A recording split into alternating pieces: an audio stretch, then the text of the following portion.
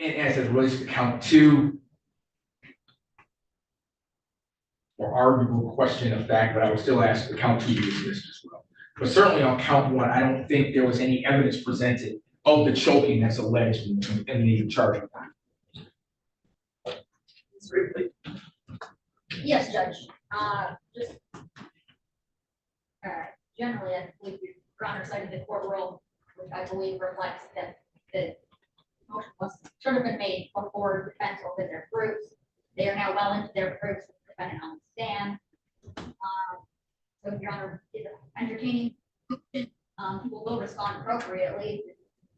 I'm also correct. The standard of proof is likely favorable to the non-moving party, which is the prosecution. Myself, it is my burden to prove the elements. As it relates to the first count of child abuse in the fourth degree, specifically the act that posed an unreasonable risk of harm, that being choking a child, we have evidence testified to that Dr. Pilgrim placed his hand around Isaiah Ashford's neck, and that I believe in Mr. Gersham's second statement, he wrote that he choked, which was cross-examined on. He pushed him down and he choked him. However, even further than that, even his initial testimony is that he grabbed him by his neck and pushed him into the chair, and then he let go. Isaiah responded that, I can't breathe, I can't breathe. That would reflect a choking or a restriction of airway, Your Honor. Evidence comes in multiple ways: direct evidence, circumstantial evidence. Circumstantial evidence being a placing of the grabbing of a child's neck with a hand so forceful that it causes the child to not be able to breathe and to further break the chair of which he is sitting on. I think that all is reflected by the word choke, Your Honor, in the most general sense of definition of the word. So we believe video was presented that we have at least established so far. So we ask that you deny the motion. Counsel, with your motion. No rebuttal here. All right, so the court is going to deny the motion for directed verdict on two grounds. One, that I believe the motion to be untimely, but two, had the motion even been timely, in viewing the evidence in the light most favorable to the non-moving party, the court would have still denied the motion for directed verdict, believing that people have presented enough evidence on this record to, at this particular time, sustain its burden for the purposes of a directed verdict. So you may proceed. Okay.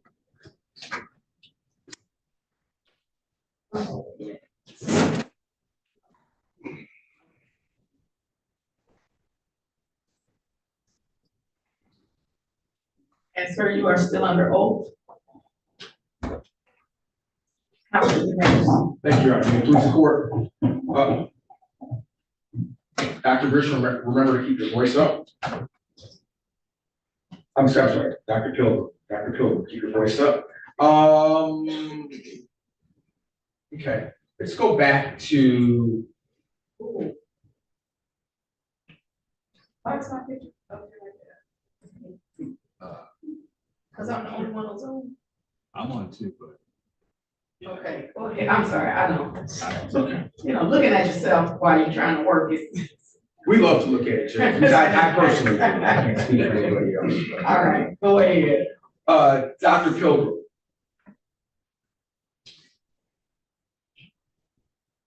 Did there come a time when I'm directing your attention still back to September 22nd, 2022.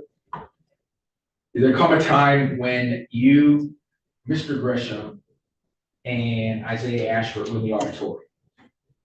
Yes.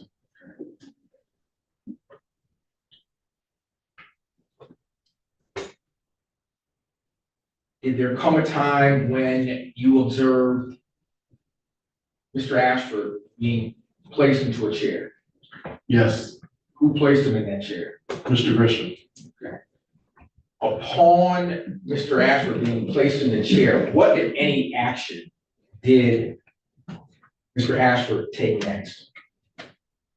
He was threatening. He was using profanity. He was threatening to hurt and harm the other student, as well as threatening to do bodily harm to myself. By he, I mean Mr. Ashford, remain in the chair while you were speaking to him? No, I was trying to calm him down, but he stood up and he motioned to leave out the auditorium. So what I did was, I used the most reasonable amount of physical force I could, which was place my hand near his collarbone and his chest, and then I sat him back down in the chair. Could you demonstrate where your hand was as relates on Mr. Ashford? Could you demonstrate that on me? Yes, sir. With the court's permission, may I approach? So that he can demonstrate on you what he did to, Yes. you can. Sir, imagine I am Mr. Ashford. Can you show the court where? Counsel, are you able to see? Okay, so yes, I want you to come right now. Well, Mr. Pitts, I want you to go back, stand the way you were. Counsel, come over and stand in front of the bench here. Because I can see, okay, now you can see what he's doing, okay. Could you place your hand on me in the way you had your hand on Mr. Ashford? I had my hand open. I was right where his collarbone, in the middle of his chest, and I simply just pressed down, set him back to the seat. Okay. Put your hand back there. Mhm. Okay. Where are your fingers? Right by the collarbone. Where is, I said, the fleshy part, where's sort of the palm of your hand? It's in the middle of your chest. Okay. And when you had your hands, did you have your hands on Mr. Ashford in a way that is similar to the way you had your hand on? Yes. When you had your hands on Mr. Ashford in this particular manner, what if anything did you do?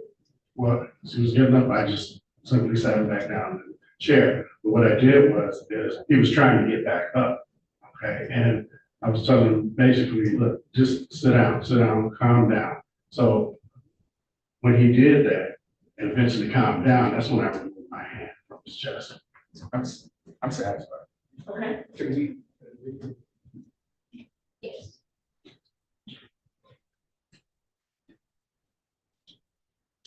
You want me to say this? I apologize, yes, ma'am. Okay, you should.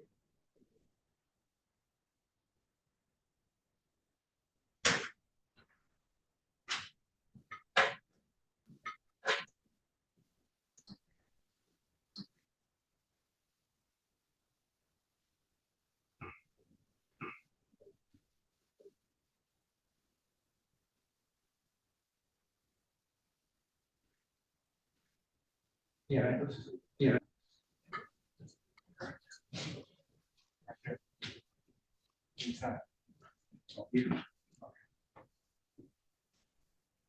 Dr. Pilgrim, I want you to look at the screen.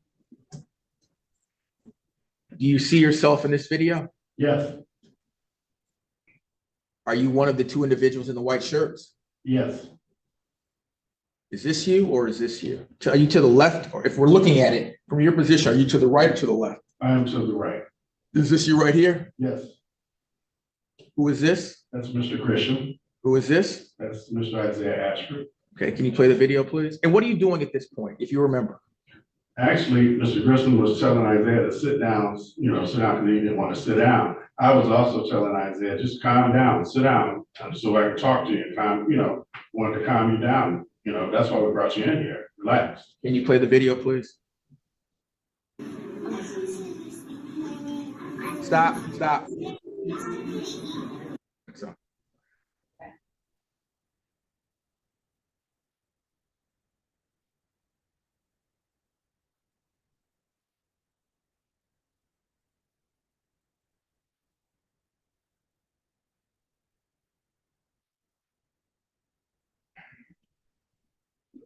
Where do you want me to go back? Let's drive right there, please. I like to, when Mr. Ashford gets up. Stop right there. Okay. Very good, that's fine. That's fine. Do you see the video right now? Yes. Can you recall what was occurring during this moment? Can you tell us? Well, at that moment and stuff, I was talking to Isaiah, telling him to sit down, he was cursing, using profanity at me, and he still wanted to go back and fight that kid. He was What is he talking doing? about- He's getting up and he's getting ready to head towards the other door, which is on the other side of the auditorium there. So are you saying there's another door we can't see? Yes, Okay. Where does that door lead, if you know? that door leads right back to the other students, and it also leads back to the playground where he got into a fight with the other kid. What, if anything, did you do pursuant to seeing Isaiah head toward that door?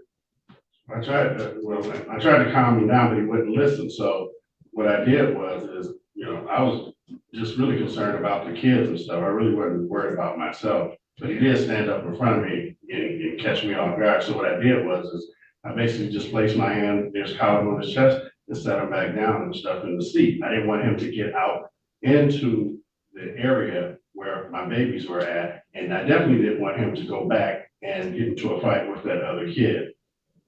Did you hold him down for any period of time? I held him down until he calmed down. That's what I was doing when I was leaning over. I was talking, I said, Isaiah, just calm down. So I'm gonna let you go. You calm down. But he was pushing back, trying to get back up. Did it appear to you did it ever appear to you that Mr. Ashford did calm down? That's when I Did stepped it answer back. my question? Did it appear to you Yeah. at some point that he calmed down? Yes, Upon coming to that conclusion, what, if any, action did you take? What'd you do? I basically removed my hand from his collar on the chest. I just stepped back and leaned against the stage. He was sitting there calm now. Did you put your hands around Isaiah Ashford's neck? Absolutely not. I would never choke a kid. That's not my character. I spent too much time trying to help out kids and stuff about my career. I would never hurt a kid. If I choked him, then he probably wouldn't be here now. How tall are you? 6'3", 280 pounds.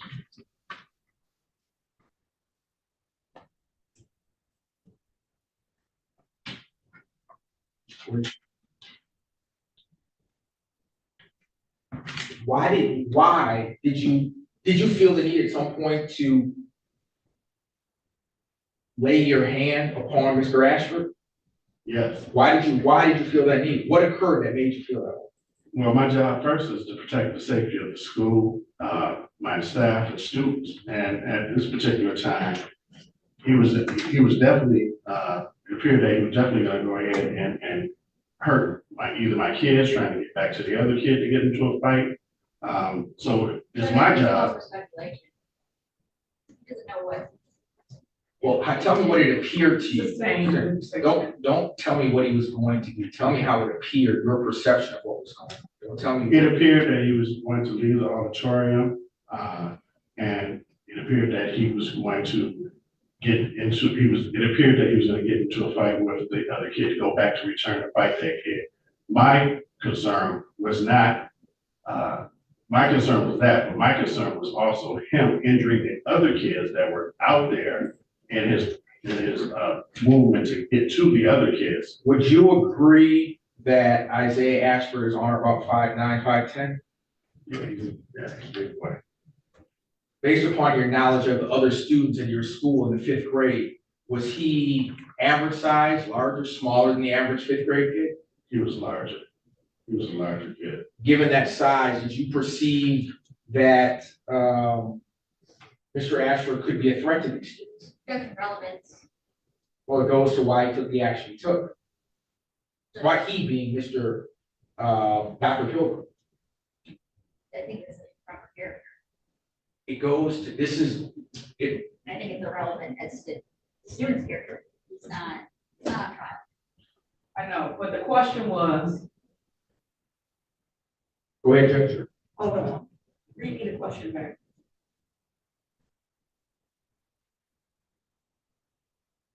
Given the size, did you perceive that Mr. Ashford could be a threat to these kids? And your objection is relevant. I think it's relevant and it's also probably a proper period of reference. And also maybe speculation about what the other kid perceived. No, he said, did you perceive? So the question is, If Did the defendant perceive the complaining witness to be a threat to the other students? That's your question?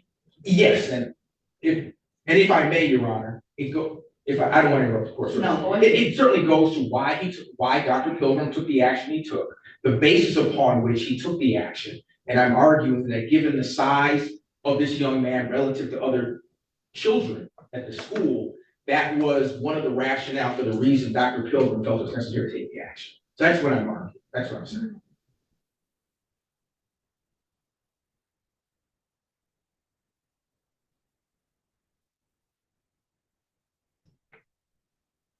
Objection sustained.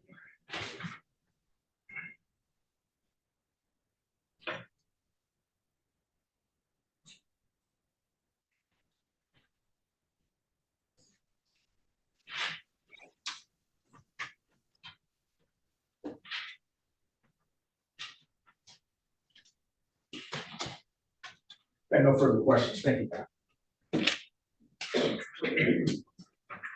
Prosecutor. Thank you.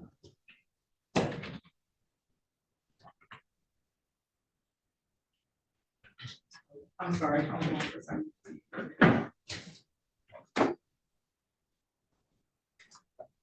Dr. Pilgrim, you said that you were the assistant principal at Castro Elementary School, Yes, and the dean of culture, the dean of, climate and culture.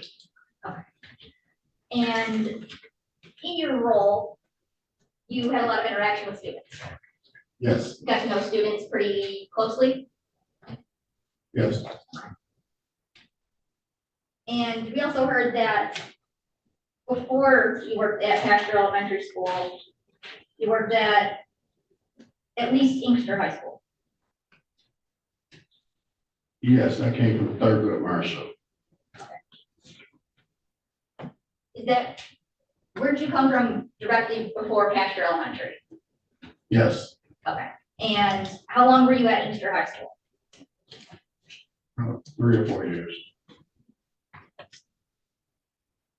And that would have been back in 2010? I think I started about 2009. Where were you before Inkster High School?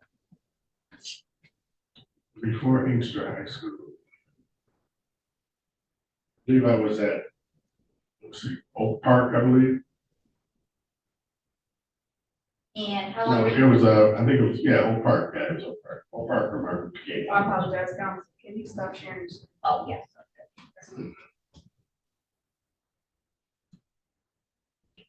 And how long were you there for? About 2 years.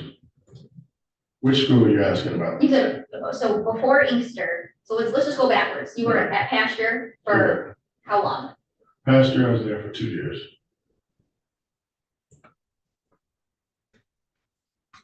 So in 2020, 2022, or 20, sorry, I don't even know what year it is, I'm sorry. It's 24, but and counsel, for my sake, Yes, when you ask him how long was he at Pasture School, are you referring to from the date of this incident prior, or are you just saying in total? Because I don't know if he left after that or not. Can I get a Yes. context for your? yes. So before this incident happened, how long have you been at Pasture Elementary for? I had been there probably, I would say, a year and a half, and then I was put on leave for about the remainder of the year, about 6 months, about 4, 5, 6 months. Yeah. Okay, so you went to Pasture Elementary around 2021? About 20, I would say about 20, about 2021. And where were you at immediately before that? I was at Thurgood Marshall. What city is that? That's Detroit. That's okay. And how long were you there for? Thurgood Marshall, I was there for 3 years. Then before that, DSLA, so it wasn't Oak Park High Box, that was DSLA, Detroit Service Learning Academy.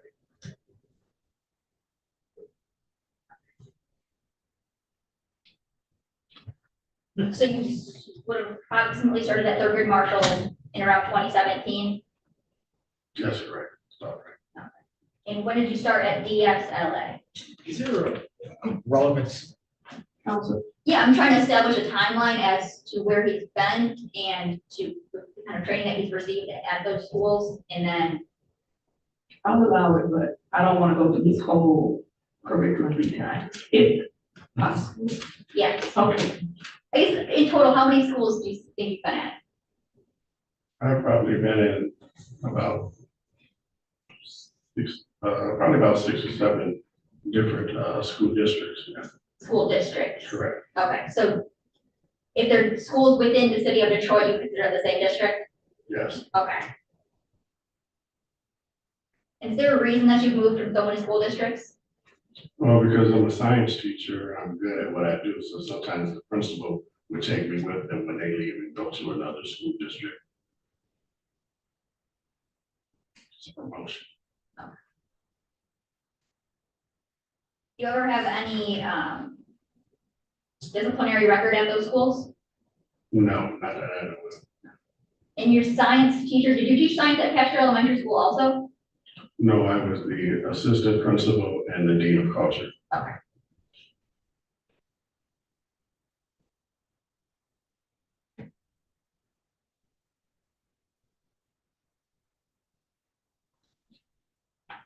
Were you a prior correctional officer? Yes, When would that have I began in 1990. Same objection, relevance. been? I think it goes. overruled, I don't know. Thank you. 1995. Is that when you started or is that when you ended? That's when I started, Okay, and when did you end that? about 2002, 2003. And what's the reason you ended your career there? I ended my career there because I received an OUIL. And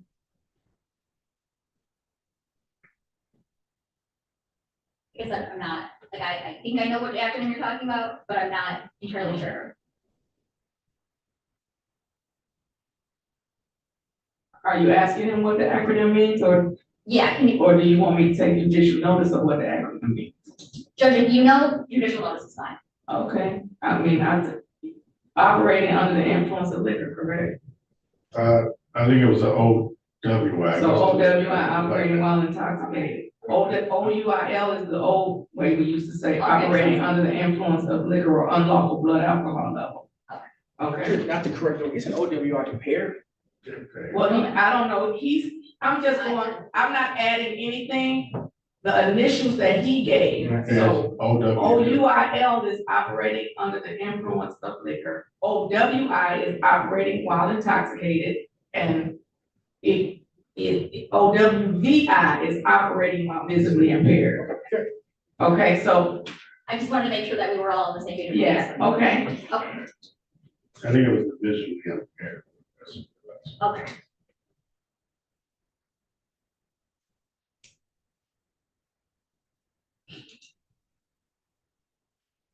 Dr. Pilgrim, you stated that you were concerned for the safety of your students. Yes, Would you have considered Isaiah a student? absolutely. Were you concerned for his safety? Yes, And you also stated that you weren't really concerned for yourself.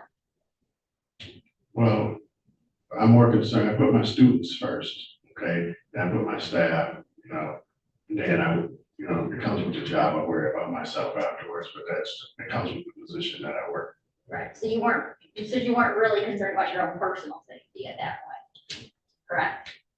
That is, well, I'm always concerned about my safety, but Well, Let him finish the question, please. Objection. Objection. respectfully, I mean, it's a yes or no answer, and it's what he testified to on direct. And, Well, I really enjoyed the both of you practicing, I really enjoyed it.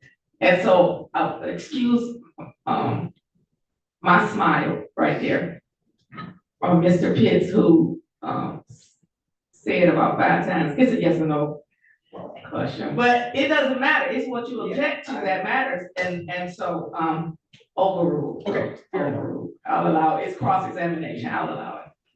But even in that, we do try to, allow people to finish the answer unless it's non-responsive, and on cross-examination, you can cut the witness off, you may proceed.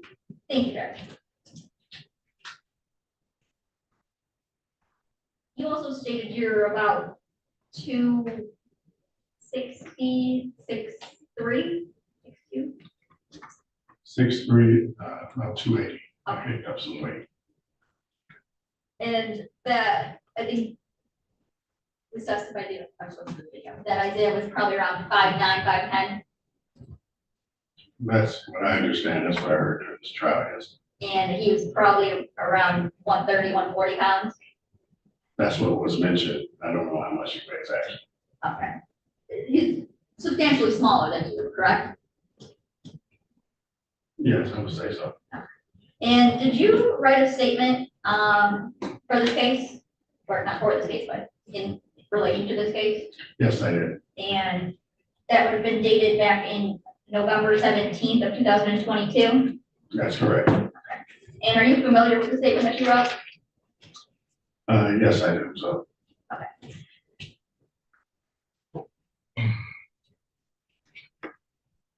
You say, we testified that you simply sat him back down in the chair, him being Isaiah. That's what you testified to today? yes, In that he, when asked about what action he took after he was sat down in the chair, he stated that he tried to leave the auditorium. yes, So he didn't get up from his chair fast and rush you? well, it probably should say rush out of the auditorium, okay, or rush towards the door, but he did stand up in front of me, and that's what it appeared to be to me. So did he rush you or did he not rush you? Oh, he stood up and went towards the other door, but things happened so fast and stuff, it appeared to me that he stood up in front of me, like he was coming towards me. So at the time when I wrote the statement, that's what it was. But it's evident, you see from the video, that he was trying to leave out of the auditorium. Okay. So when you perceived at that time that he rushed you, your response was to what's reflected on the video, correct? My response was to set him back down in his auditorium in the chair, yes. So did you set him back down or did you push him back down? I set him back down by using a pushing motion. I sat him back in his chair.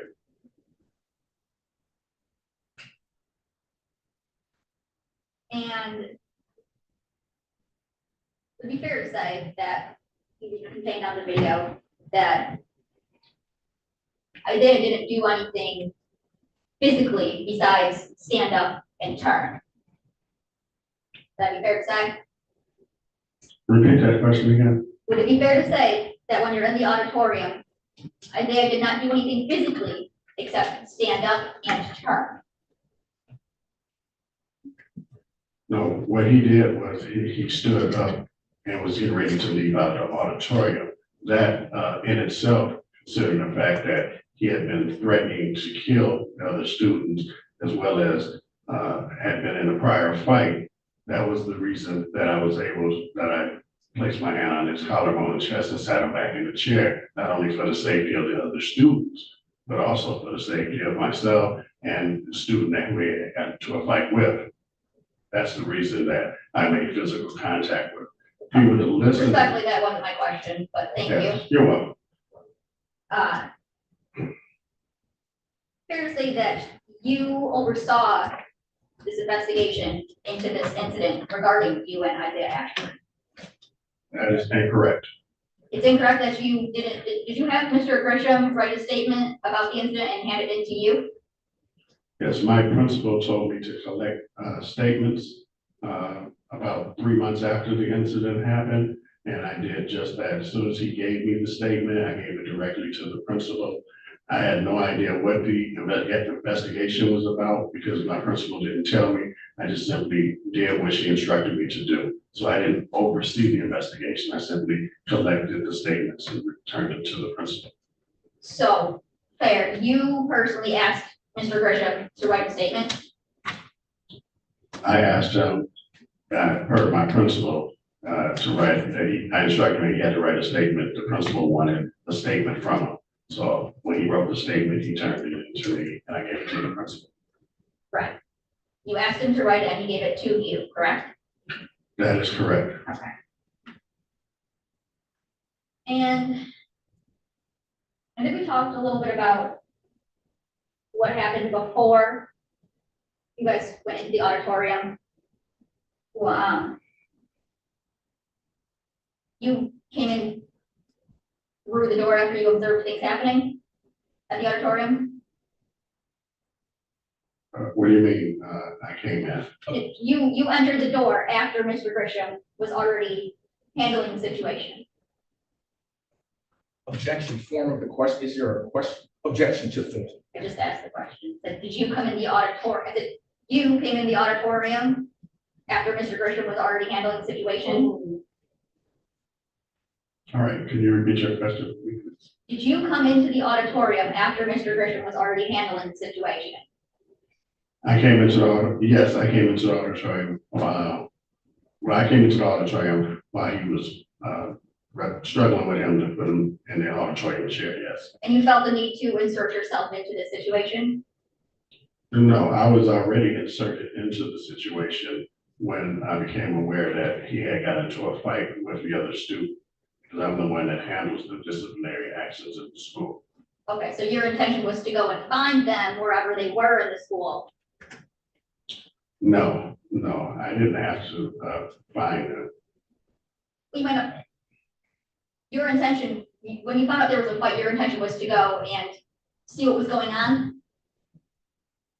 I didn't have to go and see what's going on because Mr. Grisham had got Isaiah off of the playground and he had been walking through the hallway. So by the time I actually saw what was happening, they were already by the main office and the main entrance. Okay, so you didn't have to go into the auditorium, did you? Yes, because I'm the assistant principal and the dean of culture. I'm the administrator and in charge of the school. And I have one of my staff members physically handling another student. So yes, I have to be present.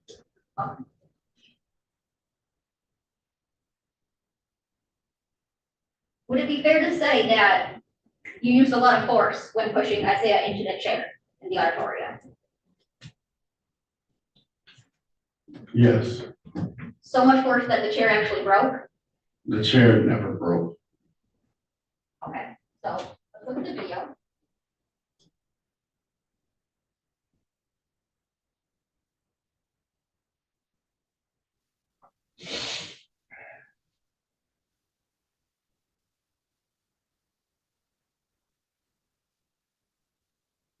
And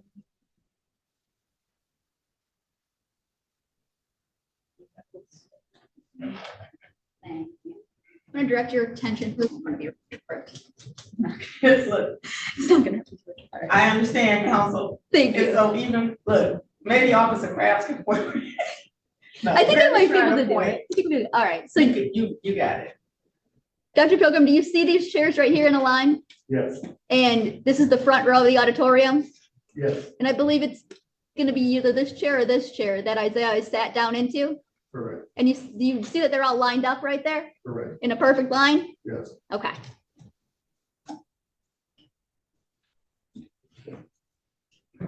For the record, that's people exhibit 1 at the 6-second mark.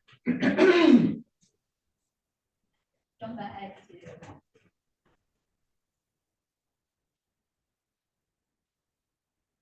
the 13-second mark.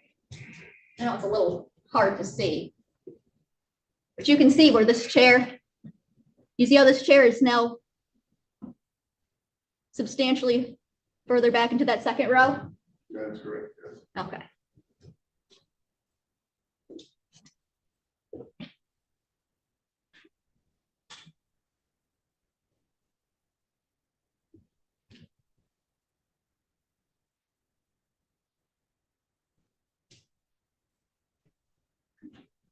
Council. Yes. Well, I was talking to Ms. Ripley, I'm sorry. That's like saying, when I say daughter or son in a crowded room. Is it possible to remove these squares? I wish it was, Judge. Oh, it's not possible to remove the little squares from around the people? I thought we started out with them. I thought we did too. It's a motion sense, so it senses people, so Oh, that's why. okay. So yeah, it would start off with some people. Oh. Oh, okay, all right. And I want to go back to. That's cool, we get a different. Oh, they y'all need it. Y'all, don't worry. And Okay. looking at the 17-second mark. Fair to say that you're kind of standing back by the stage Yes, and Isaiah's sitting in this chair right here that's in the correct. middle of the screen. And it'd be fair to say that that seat chair is no longer lined up. In fact, it's more so in the second row still. Yes,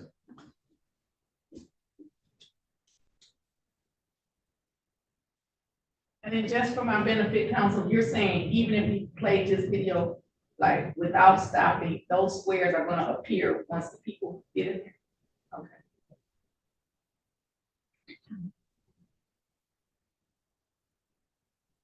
And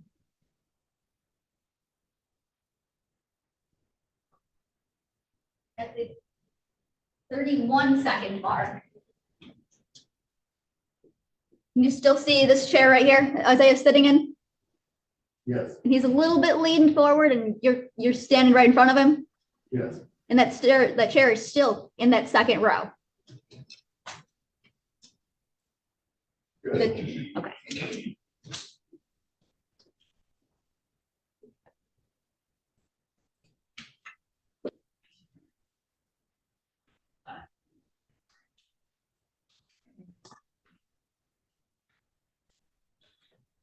Dr. Phillips, have you ever physically restrained a student before? Yes, I have. And did you receive any training or education about physically restraining students? No, I haven't. Okay, you never went to that or had any non-violent crisis intervention training? No, I've never had it before.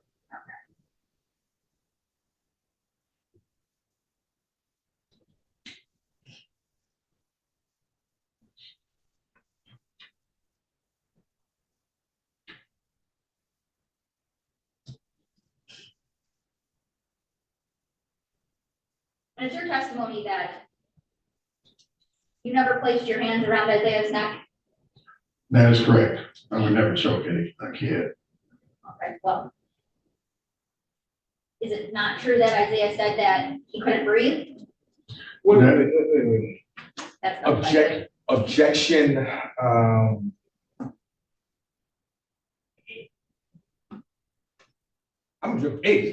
form of the question, I can start there. Okay. Objection form. Overruled.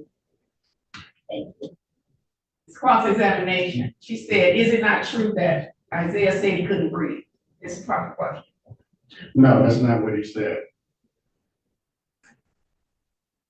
And you said that the door that we can't see, that would be on the other side, you said leads to a variety of other places, one being outside?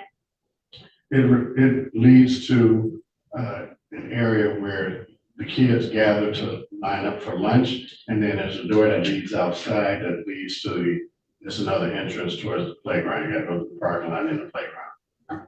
Yes. And you sure said that you don't know what's going on in Isaiah's head. No, I know that it appeared to me that he was upset and that he wanted to go back and fight the other kid, and that he was threatening to do harm and to possibly kill the kid, as well as make threats about killing me. So he's saying all of these things. Yeah, Yes. okay. But when he stands up to walk away, you don't know what his thought process is, do you? You're not in his brain, are you? No, my concern is not what's in his brain. My concern is the safety of the students and the kids that he will be going out if he goes gets to that door. Respectfully, you're saying will. So that's something that you don't know, you can't know. Correct. That's correct. I apologize saying will, but I didn't want him to leave the auditorium and possibly injure some other students as well as the student he was that got into a fight with. And Isaiah calms down eventually, doesn't he?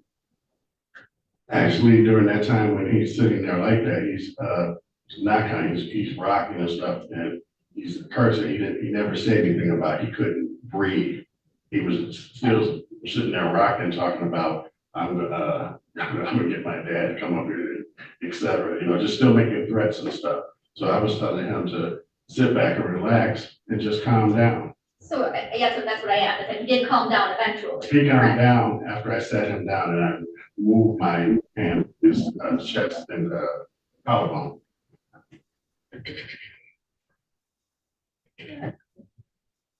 Nothing further, Judge. Hey, please, court. Yes. Dr. Pilgrim, can you read Isaiah, November 22nd, 2022, could you read Isaiah's mind? No, Could stop your screen share. Unless you need it. Oh, no, I never. On September 22nd, 2022, day and time in question, could you read Isaiah Ashford's mind? no, When you were in the auditorium, could you observe his actions? yes, Could you hear what he was saying? yes, Based upon his actions and what he said, did you take action? yes, Was that action predicated on any kind of mind reading? no, it's predicated on our policy that I can use reasonable force, physical force, if I'm trying to protect the other students, the safety of the school, as well as school property and myself. Yes, Is that what you were doing when you restrained Isaiah Ashford? absolutely, absolutely. I don't want him to get hurt. I don't want the other students to get hurt. I definitely don't want my babies out there to get hurt. Were you fearful for your babies? Absolutely. Have you ever dealt with the kindergarten through second grade parent?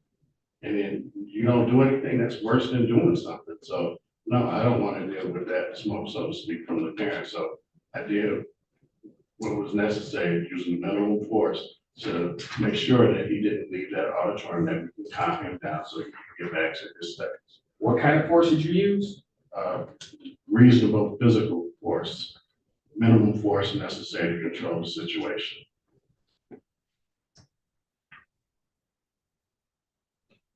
Nothing further, Doctor. I have a question.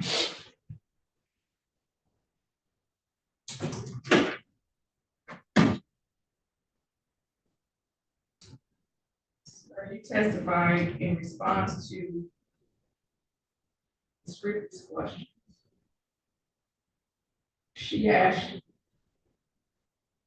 you if you were in charge of the investigation, and then you said that the principal directed you to collect statements. Do you recall that testimony? Okay. Yes. And in fact, you also said that the principal directed you to collect statements and you didn't know what the investigation was about. Did you remember saying that? Yes. Okay. So when you directed or asked, because I don't know you all's correct terminology as an assistant principal, whether you directed or asked, when you requested that Mr.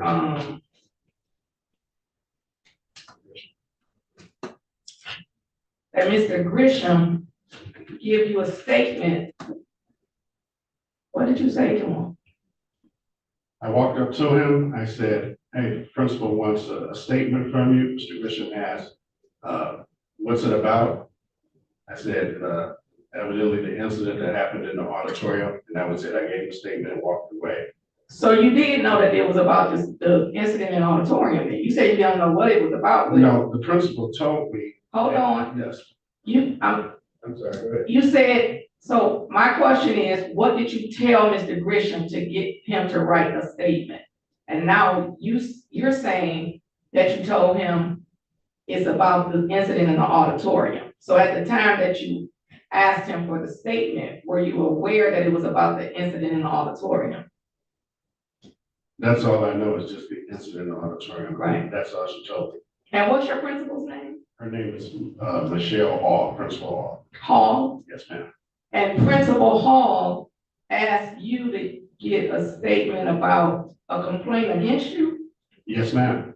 Okay.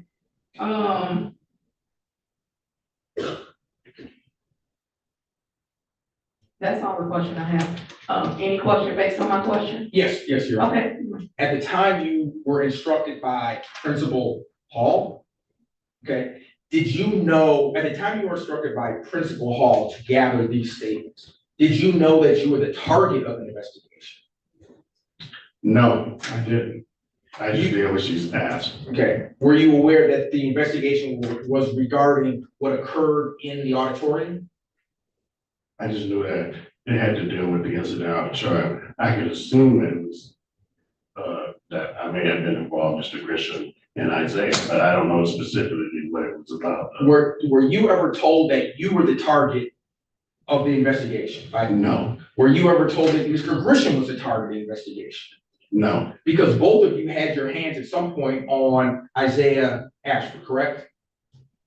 In the auditorium. correct. So when you asked him, when Mr. Grisham decided to write a statement, you didn't know who was the target, correct? That's correct. I just did what my principal asked. Okay, you didn't tell Mr. Grisham that, hey, I'm the target of this investigation, did you? No, no, You didn't tell him to look out for it, did you? absolutely not. Nothing further, thank you. Any questions based on my question? Okay, all right, thank you. You may step down.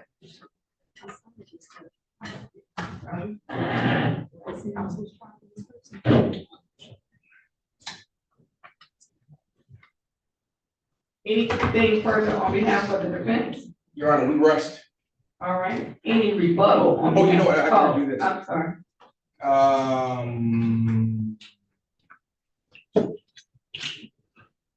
Stand up, please. And,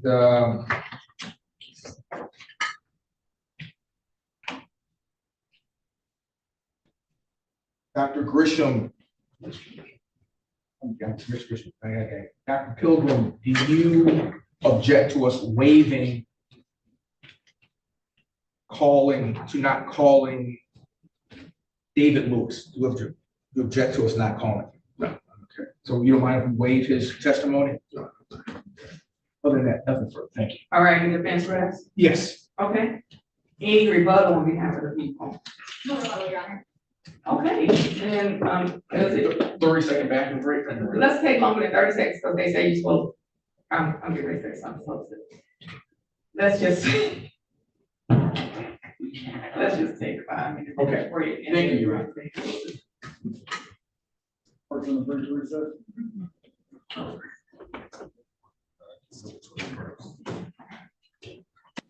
Yes, you may.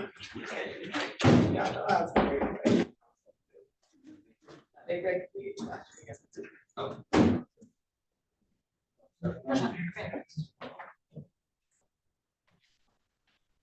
Don't try to do my schedule.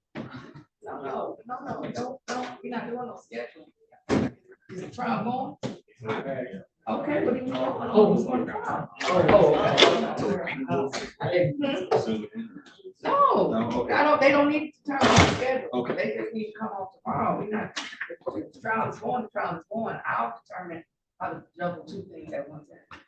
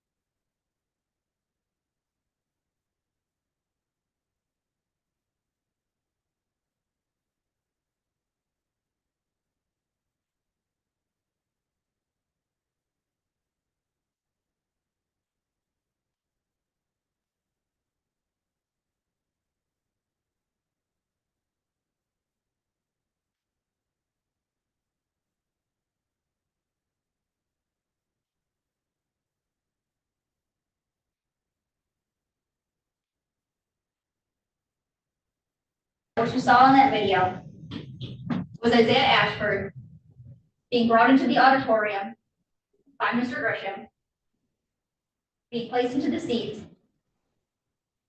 Dr. Pilgrim coming in, inserting himself into the situation where he believes that he's necessary, needs to be,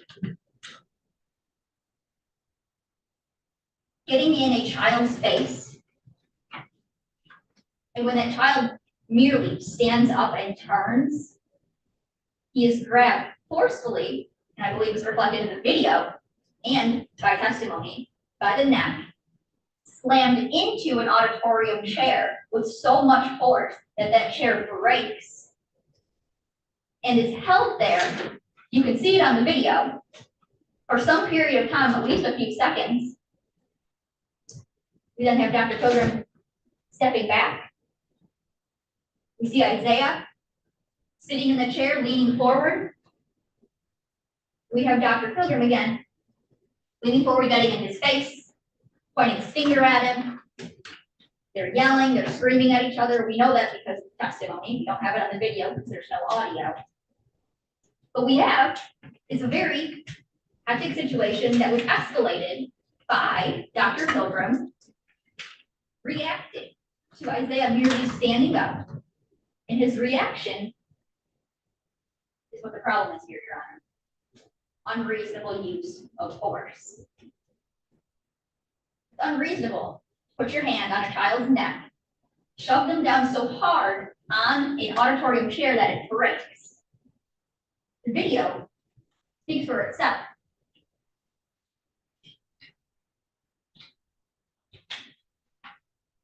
We have a battery, a forceful or a violent or offensive touching, that being the defendant, Dr. Pilgrim's hand on Isaiah's neck. It's not accidental. He intentionally put his hand there. And it was against Isaiah Ashford's will. We also know that he intended to touch and forcefully, people would argue, choke and place his hand around Isaiah Ashford's neck by the manner in which he did it. We look at all the surrounding circumstances. We have him coming in, inserting himself in the situation. We already know that Isaiah is angry, or he's making threats, or he's talking about other students. But he's doing just that. It's only verbal, Your Honor. There was nothing physical by Isaiah that happened in that auditorium. Who decided to escalate it? Dr. Pilgrim. When Isaiah stood up, he was then forcefully grabbed and slammed back down. For child abuse in the 4th degree. Dr. Pilgrim is the assistant principal at that school. You know that he had care, custody, control, authority over Isaiah when he's in that school building. We talk about knowingly or intentionally committing an act under the circumstances that pose an unreasonable risk of harm or injury to that child. Unreasonable is the emphasis here. We know that he intentionally put his hand around Isaiah's neck. He'll argue that it wasn't around his neck, it was just around his throat. But Isaiah says, I can't breathe, I can't breathe. We don't need actual injury for that. And we know that Isaiah was under the age of 18. When we talk about a reasonable force, minimum force necessary to accomplish whatever is what the defendants has testified about, which sounds very legal to me. We also had testimony that states placing your hand on a child's neck would not be a proper way to physically restrain a child. Dr. Grisham testified about that, and so did Mr. Roster. That would be an improper way to physically restrain a child. You don't place your hand around a child's neck. But that's what we have here. That's what we have on video.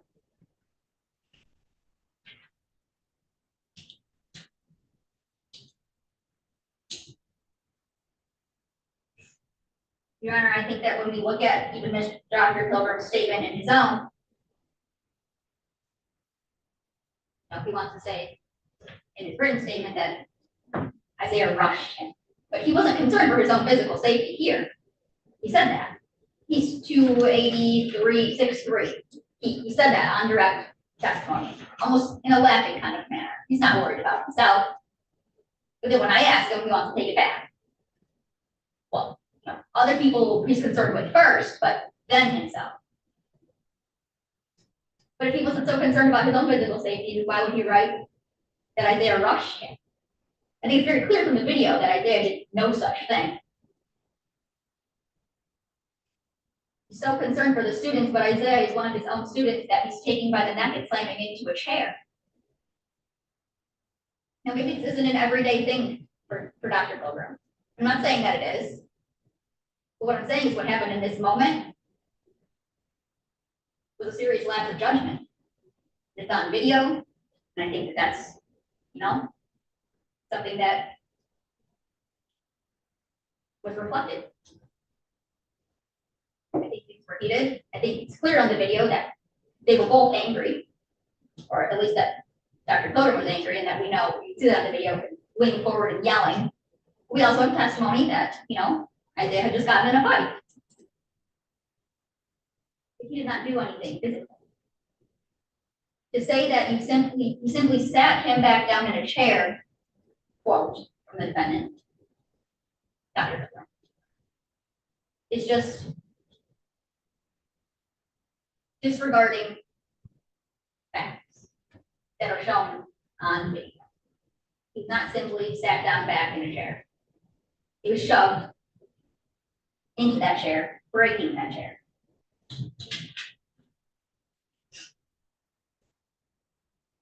We talked about Mr. Grisham, who had to write a statement about what happened, the incident in the auditorium, that both of them know about. But Dr. Pilgrim says he doesn't know that he wasn't target, doesn't know anything about it. But he knows when he says incident of it in the auditorium, had to be something regarding him. But yet he went himself to get a statement from Mr. Grisham. Mr. Grisham had to turn it back into him.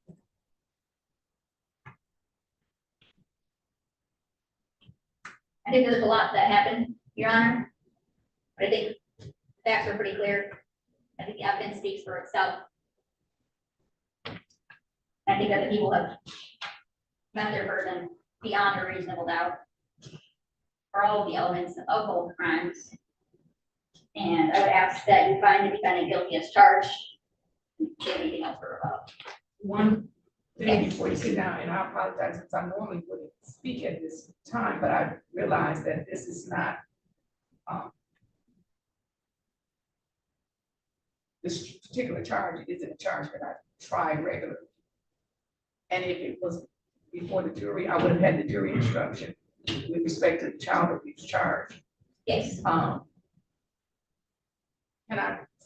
Can I see what the jury instruction says for the child abuse charge? I'm very familiar with assault battery.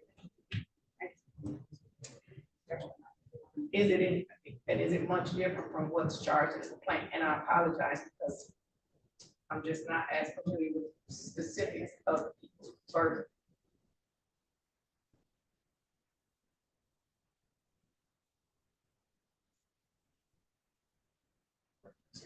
I'd like to reference the jury instruction as well. Yes, okay, so I just, and I have a set of jury instructions, but they're so old, and the ones that I print off the computer. I have a copy on, I know it's the other one. I'm old, I can't see it. It's the one that I. Okay. And you're okay with me seeing this? You saw what she just handed to me, this? Yes, but when I close, I would like to reference back to it. Okay, so you want this back? Yes, please. Okay, let me just read it then. Well, look at that, make me a copy. All right, and then give it back. I just need to know the exact elements, but thank you. One of those lips for one, and the other one. Wherever you feel comfortable.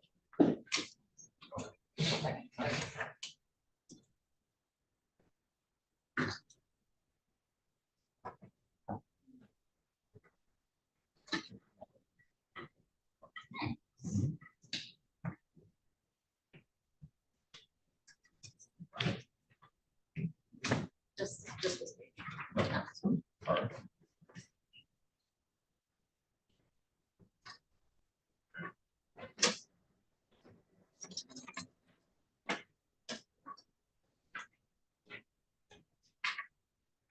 Okay.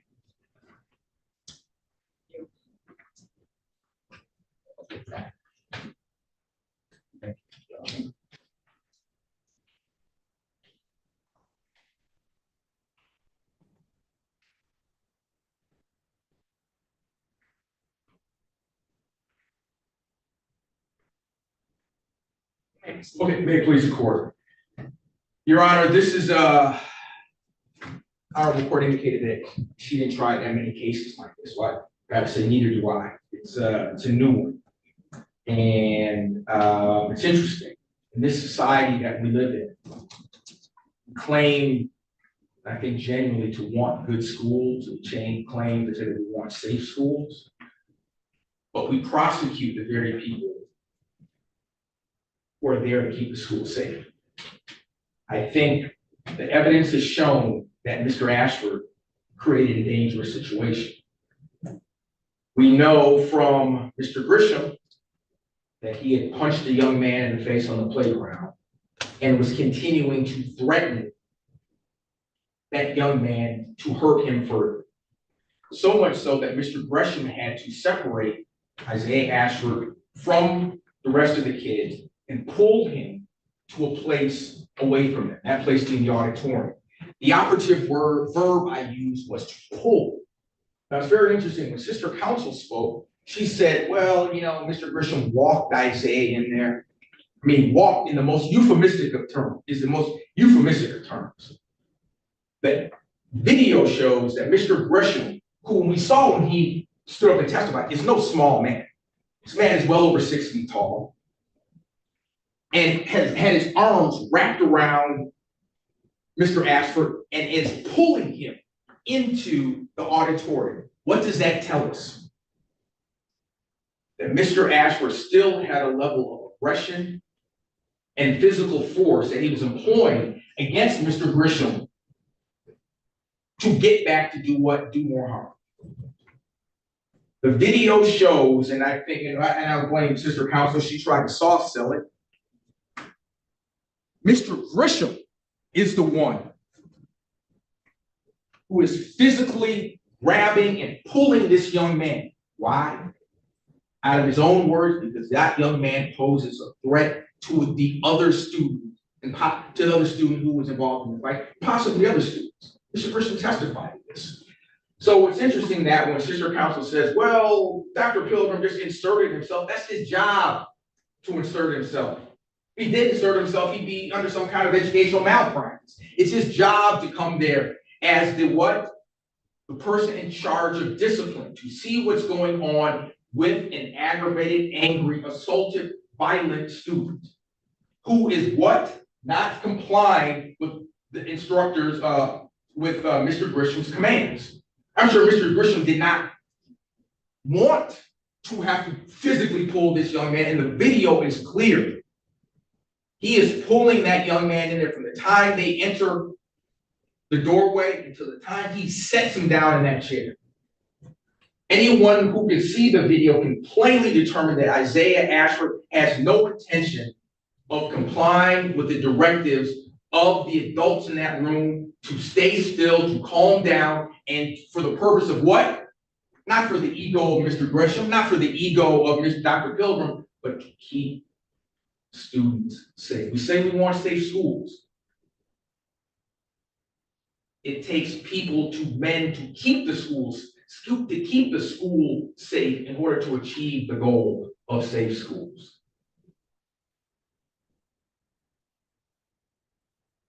Mr. Grisham sets him in a chair. He doesn't sit on his own. Mr. Grisham has his hands or arms around him until Mr. Ashford, is put in that chair.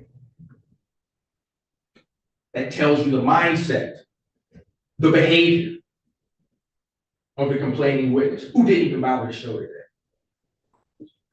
I don't think you can infer anything from that. He's not here, and it's closing argument. It's closing argument, and it's not a true trial, so. Well, that's, Yeah, I mean, I'm just The saying, child's not his choice, so. Be that as it may, what happens after Mr. Ashford is sat down in the chair? We see from the video, Dr. Pilgrim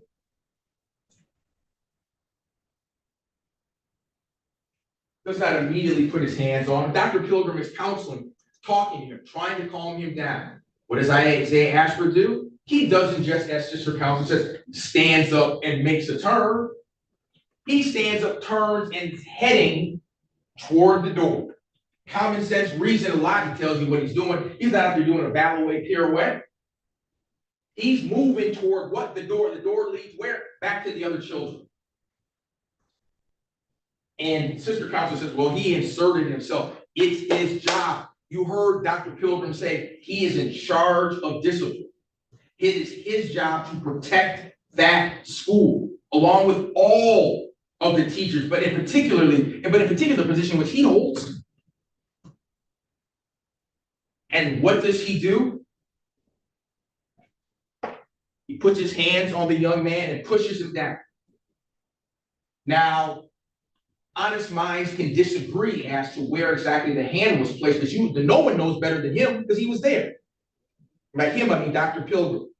Dr. Pilgrim says, I didn't choke the young man. I didn't put my hands around his neck. Why would I do that? He spent, common sense, he did 20 years protecting children, 20 years helping children. He's dedicated his life to helping children, and now he's going to choke one? It makes no sense. Defies logic and reason.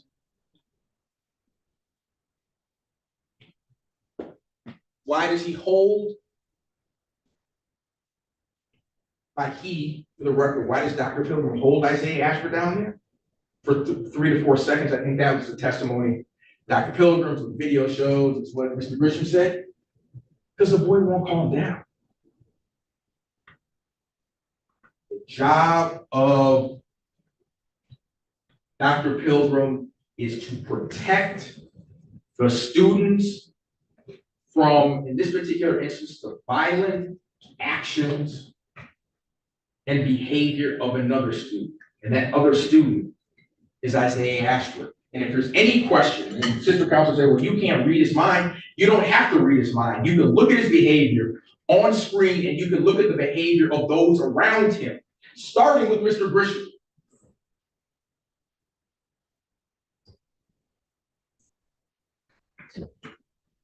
Starting with Mr. Grisham. Mr. Grisham is the one who's wrestling and grabbing him. Why? Because it's what was necessary to protect the students. Why is Dr. Pilgrim taking a secondary action after Mr. Ashford was told, calm down? You don't think that's what Mr. Grisham was saying? Calm down. He doesn't want to listen. He's headed toward the door. If he walks out the door, then he's here either a civil claim or a criminal claim. You didn't do anything. So he took action. Now you critique the action that he took to keep the school safe. There's that line in A Few Good Men. You live under the protection under which I provide, but you challenge the way in which I provide it.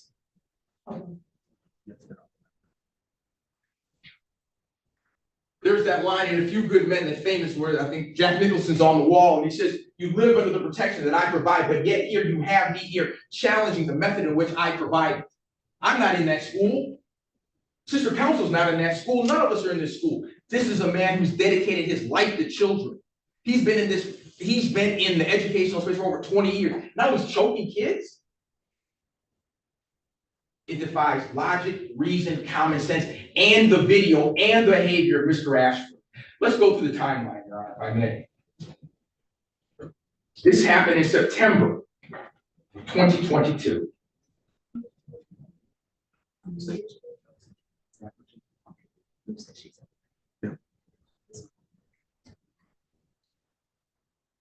Not now. Okay. I'm gonna call. Okay. Yes. This happened in September, this incident, September 22nd, 2022.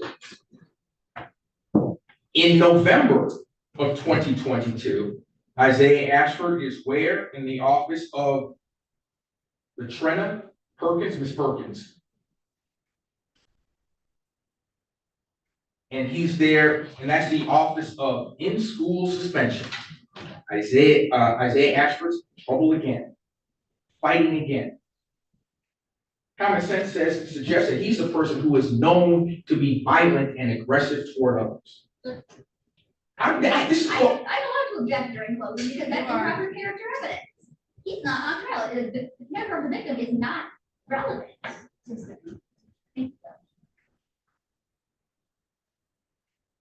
Isaiah Ashford is in trouble again, and that's why he's in the suspension office. That's a testimony. And Ms. Perkins indicates, well, I'm gonna have you go see the person in charge of discipline. You don't wanna go see him? Why doesn't he wanna go see him? Because this is a serious man who's serious about keeping the school safe. So what does he do? He says, oh, I'm scared of him and he did this and he did that. And it came out on direct examination. I don't even think I had to cross on this. It came out that Isaiah Ashford had told his mother prior to November when the statement was. Told him he'd been choked, told him he'd been assaulted, like he being Mr. Ashford. So I asked Ms. Perkins, Ms. Perkins, you first learned of this incident this day from Isaiah. Yes. You didn't learn of it from the parent? No. You didn't learn of it from the police? No. Common sense and reason suggest what parent is going to learn that their child was choked and not be at that school the next day? What parent is going to learn that their child was strangled, hand around the neck, and not be at that school the next day?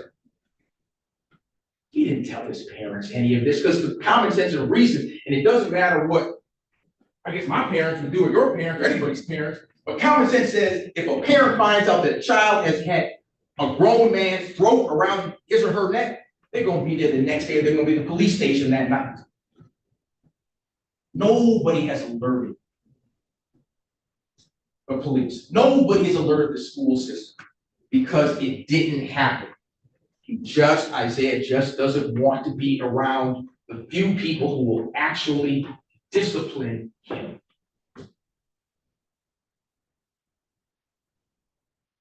If the parents knew, common sense and reason suggest they would have gone to the police or they would have been at the school.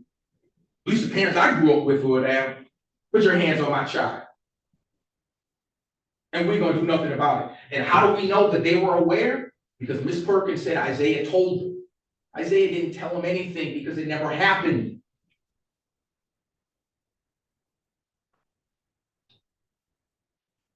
At least it didn't happen the way he's describing it. He's embellishing because he doesn't want to be disciplined. What did and this is argument, what did Dr. Pilgrim say about that school? There's 60-some faculty members there, the 5 men. We talk about the plight of young Black men in the city of Detroit, in the state of Michigan, in the country of the United States. We talk about the lack of male role models. And here's a male role model who's dedicated his life. He's the only one, I think he's the only administrator.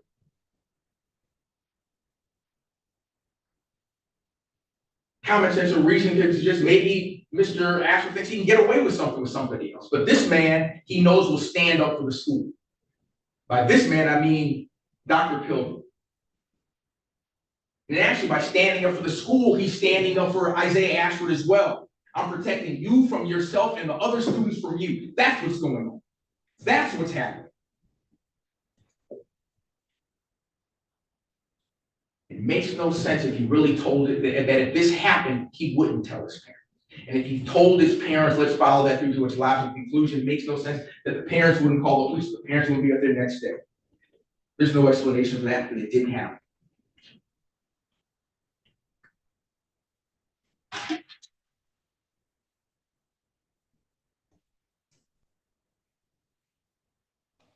Grisham gives a statement in November after Dr. Pilgrim is instructed to go collect statements. Mr. Grisham indicates, I don't have anything in my statement made, shortly after it comes to the school's attention about choking, about hands around the neck, nothing. It's 6 months later after there's an investigation going where somebody says, you got to change your story. Let me suggest that's what the evidence suggests. You got to get a story that's in line with what this young man is saying, because common sense, at this point, the school is out to protect itself from lawsuits, from civil litigation. So this man who's dedicated his life to children is now the sacrificial lamb. Let me suggest, ladies and gentlemen, let me suggest this our report. Have it, Judge. I know. That it just doesn't add up. Not this man's reputation, which was brought into play, not the chronology of events which was brought into play. We talk about, Sister Counsel talks about custody and care. Well, yes, he's got custody and care. And when he applies the care that is commensurate with, that is necessary to have custody of these children, they prosecute him for it. Something's wrong here.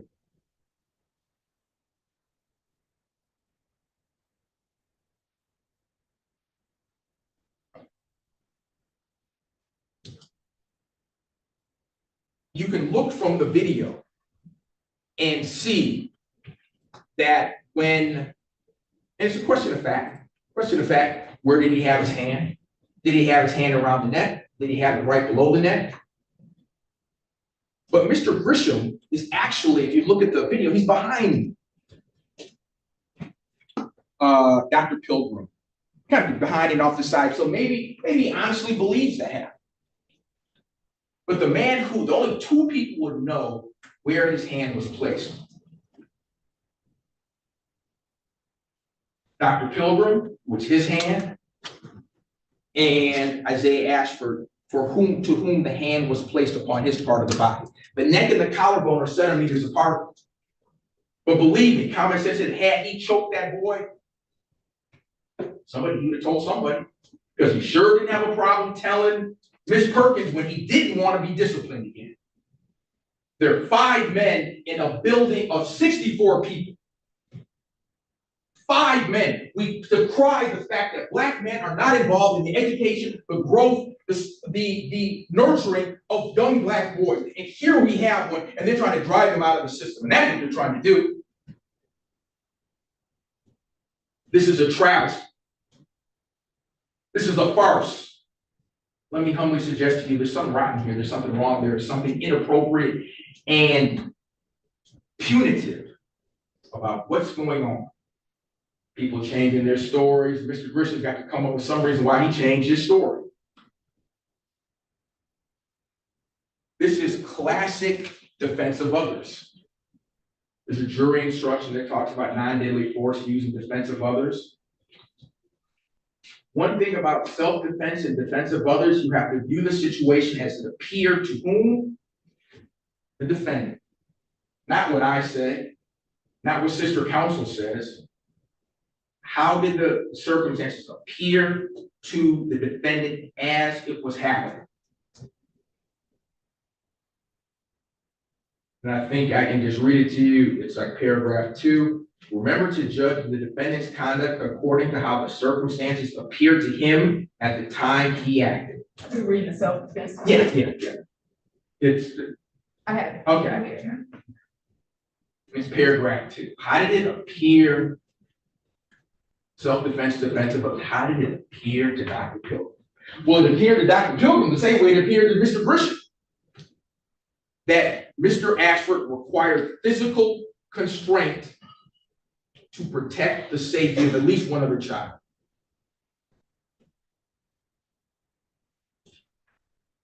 I agree with Sister Counsel when she says, oh, look at the video. The video speaks for itself. It sure does.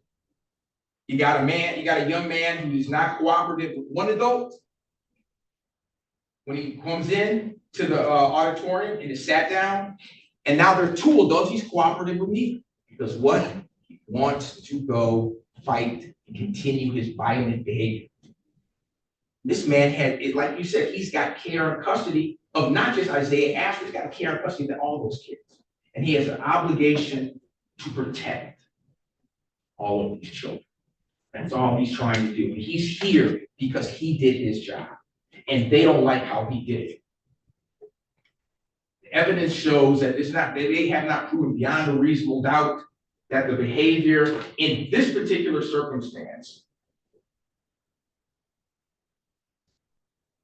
created an unnecessary risk of harm or injury to the child. I mean, there's nothing that shows that. What's shown is that you have a Black man trying to protect Black kids. And that's what it is. You have a man who is Black men in education is like finding a unicorn, unfortunately. You're hard pressed to find one. He's dedicated his life to something. He's not getting rich doing this, a noble call. And they're trying to drive by day. I mean, the people who brought these charges, whoever's behind this, the ultimate goal is to drive him out of his, what I consider almost to be, not what I consider, what common sense would suggest is almost a godly calling to care for the children in our community. And that's what he's doing. So let me humbly suggest that the force used, and there's no denying that there was force, that the force used was reasonable relative to the situation. Now, sister counsel might get up there and say, well, the chair was broken. First of all, there's no testimony that the chair was broken. There's no evidence that the chair was broken. There's evidence from the video that the chair was pushed back. And if it was broken, they didn't bring any repair slips. And even if the chair was broken, this is a huge man. Relative to the force, a man who will be playing starting for the Detroit Lions right now, relative to the force he's capable of using, and that's not really the standard. This is a strong man trying to quickly, impulsively move and react to grab a young man and sit him down for his protection of others. But child abuse? Whether or not it's reasonable has to be judged through how the circumstances appear to him. And the minute we heard that Dr. Pilgrim was sufficiently satisfied that Isaiah Ashford had calmed down, released his hands from his chest and collarbone, and kept talking. That's what it took. He's in that environment, not us. He's living with those students. It's his job to protect, his obligation to protect. And let me suggest to this honorable court that that's exactly what he did. And having him here and alleging that the protection that he provided was unreasonable from somebody who's from this source is totally inappropriate, unsupported by the evidence. I believe sister counsel will probably say, well, he grabbed him by the neck. That's not the testimony from Dr. Pilgrim. Because we're really just talking about a matter of, I don't even know if it's inches, centimeters between the collarbone. When you're pushing somebody down, the collarbone is right, the collarbone sort of gives you, I'm not a super Mr. Anatomy, the collarbone sort of gives way to the neck. He pushes him down for the purpose of protecting the students. Let me humbly suggest to you the question whether or not the actions posed an unreasonable risk of harm or injury. Let me suggest they did not. And how do we know they did not? Because if the young man was really harmed or injured, he'd have let somebody know. Because he certainly didn't mind letting the faculty know that he didn't want to go back to Dr. Pilgrim. So he comes up with a reason why. Why didn't he tell his mother? Oh, he did tell his mother. So his mother didn't come in? Who believes that? It makes no sense. The position that they are taking is contrary to logic, reason, common sense. The behavior of Dr. Pilgrim was classic defense of others. And let me humbly suggest the only verdict that this court, when taking a look at the evidence that's been presented, is not guilty on count 1, child abuse 4th degree, not guilty on count 2, it's all matter. With that, I sit. Any opposed? Yes.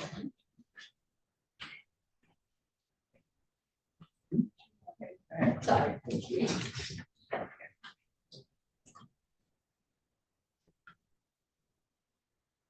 Judge, a lot's been said. A lot's been seen. What we're looking at here, it's not an easy determination. We have a video. It's not the whole story, but it's a large part of it. We know what happened before. Fights. What it comes down to is that Dr. Pilgrim is still not allowed to use unreasonable physical force. And that's what we have here. He lost control of his emotions. You can see it from the video.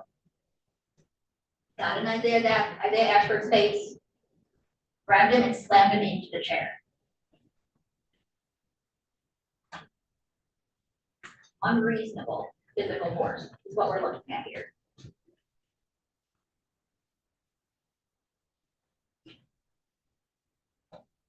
Defense argues that Dr. Pilgrim is the person in charge of discipline.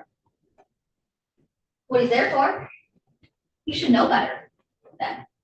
He should know better than to put his hand around the student's neck and slam them into a chair. As the person in charge of discipline, he's trying to protect other students, but who didn't he protect that day? Isaiah Ashford. How about state schools?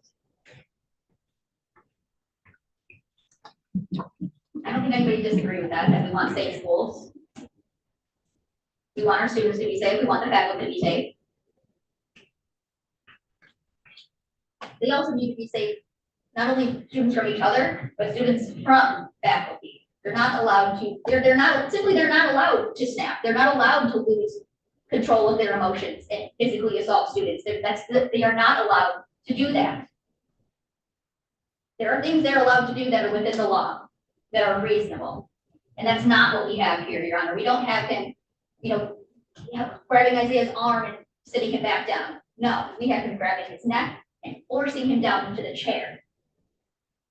Two completely different things. One, I would argue, would probably be reasonable. The other is what you have here. And that's the reason why we have these charges, Your Honor. It's got nothing to do with race. It's got nothing, the insinuation that I've got something to do here. I don't appreciate any of that. Because that's not what this is about.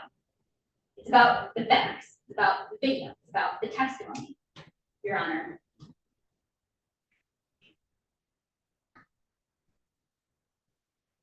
Defense also argued that who knows where his hand was? Question of fact that he submits. Who would know better than Dr. Pilgrim himself? Well, I would submit to you, Your Honor, that Dr. Pilgrim is the one on trial here. He's got everything to lose here. So of course he's going to say, well, I just put my hand on his chest, on his collarbone right here. Of course he is.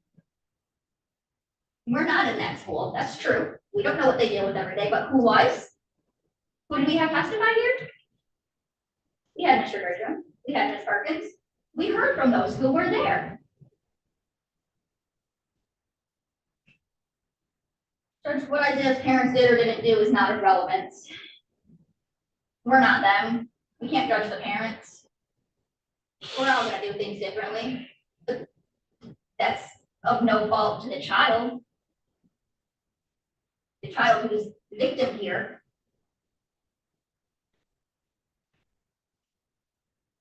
And the argument that essentially that Dr. Pilgrim is a large man, so he's allowed to use more force than a smaller man, that doesn't make it reasonable.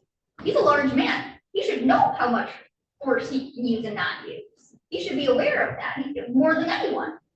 Just because he's a large man doesn't mean that he can grab a student by the neck and slam him into a chair. That does not mean that at all. Exactly.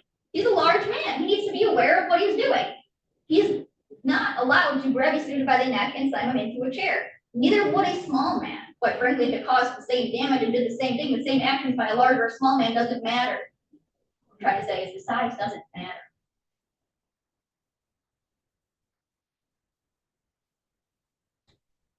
And we do have testimony that the chair was broken. Mr. Grisham testified that the chair was, that they allowed it, we know this was broken, so. don't need repair slips, we don't need any of that, you can see it in the video also. Your Honor, what this comes down to is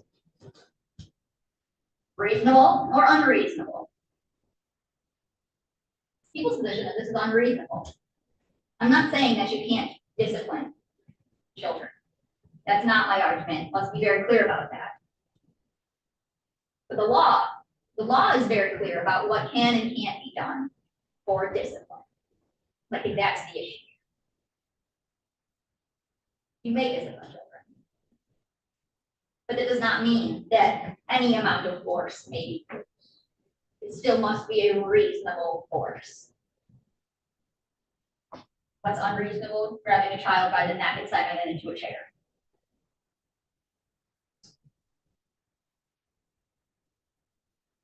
Dr. Pilgrim lost control of his emotions. And that's what we have here today. That's what we have on video. For those reasons, Your Honor, we ask that you find the defendant guilty as charged. Thank you. Okay.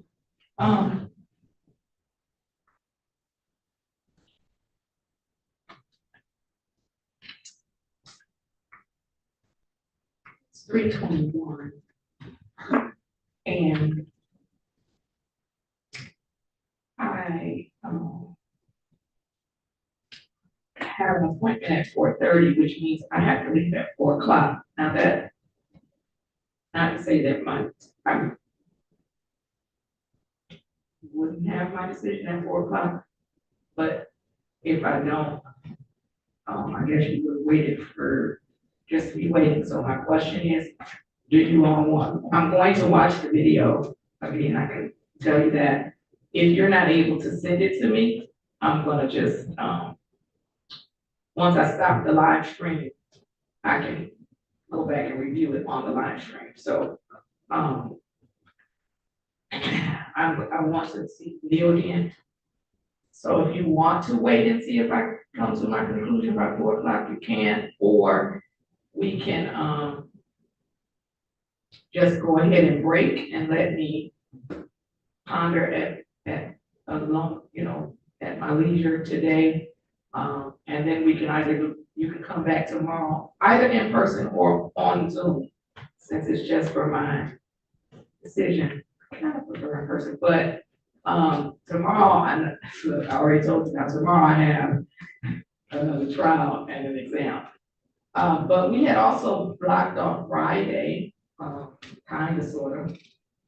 So if you want to, you can Zoom in. Tomorrow is kind of going to be difficult for me, but you can Zoom in tomorrow or come in person. First of all, let me know your preference with respect to my decision. In person, I see that there are people here, they may want to come in person, I don't know. But we can do tomorrow or Friday. What do you want? Just, can I call my office real quickly? I might have Yes. something scheduled for Friday, but even if I do, it's not gonna take me that long. I just don't want to say I can be here and Mhm. post in 2 places. And then do you prefer in person?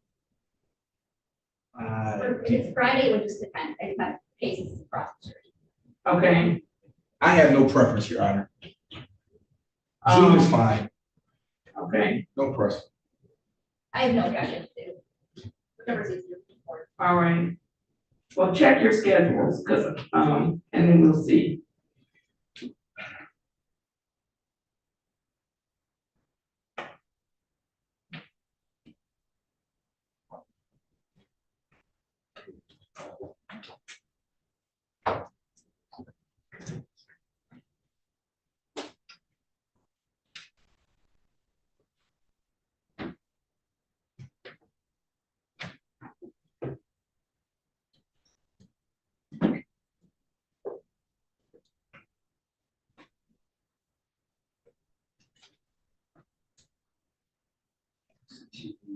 Well, let me see if my doc is for tomorrow. Anyway.